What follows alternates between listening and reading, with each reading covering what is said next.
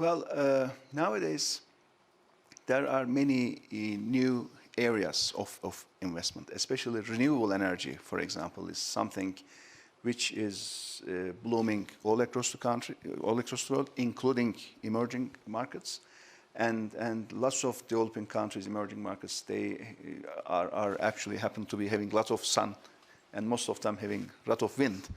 And especially if these projects are made by some support of the governments, like long-term credibility, assistance of the government somehow in some shape, then these also provide a huge new opportunity. So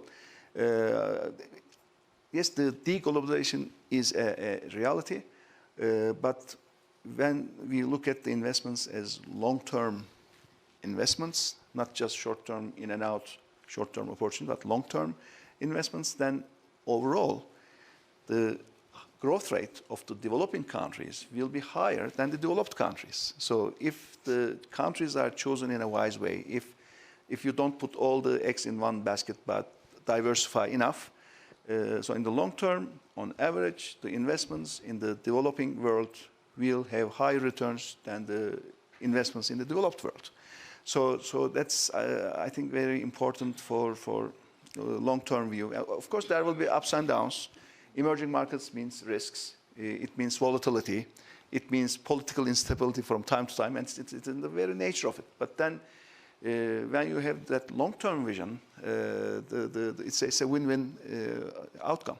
For renewables, by the way, for renewable energy, which is very, very important to reach the 2050 targets of net zero emissions, there's not enough financing yet. I mean, I happen to be in the 2015 group of UN for Sustainable Development Goals, 2030 goals. I also happen to be in the G20 eminent persons group for how to finance. But still, to reach the 2030 goals, the Sustainable Development Goals, the money is not there, and it is underinvested. And it is not going to be there. It is going to be a dream to reach the 2030 or the 2050 targets if we look at the financing for renewables as of now. So decarbonization investment is also a very important area, and how to finance it has to go through unorthodox mechanisms. The orthodox mechanisms is not working for financing decarbonization. And here, again,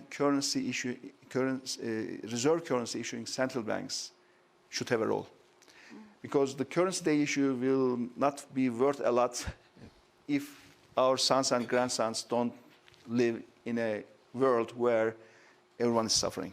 So it's time to use the powers of the central bank in a wise way, in a very targeted way, for financing decarbonization, for financing renewables, but it has to be done in a also globally coordinated way, so it's not misused, because when the central bank opens doors, of course, there will be lots of people demanding any kind of thing, but it should be strictly limited to decarbonization for renewable energy, and those specially opened central bank windows should be directed for financing. Otherwise, 2030 targets, impossible to reach.